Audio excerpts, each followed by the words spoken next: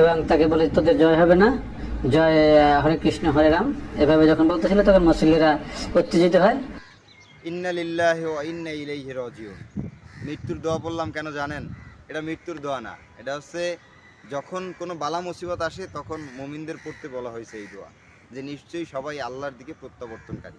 তো আমি এই দোয়াটা এই জন্য পড়লাম যে মুসলিম উম্মাহ আসলে চরম বিপদে আছে, চরম বিপদে আছে।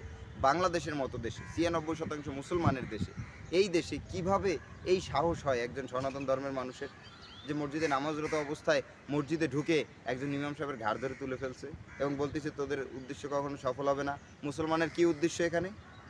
মুসলমানের কি উদ্দেশ্য বলেন? ৯৬% মুসলমানের দেশে আবার মুসলমানের আলাদা উদ্দেশ্য কি? হ্যাঁ, একটা উদ্দেশ্য আছে, সেটা হচ্ছে কোরআনের হুকুম বাস্তবায়ন করা।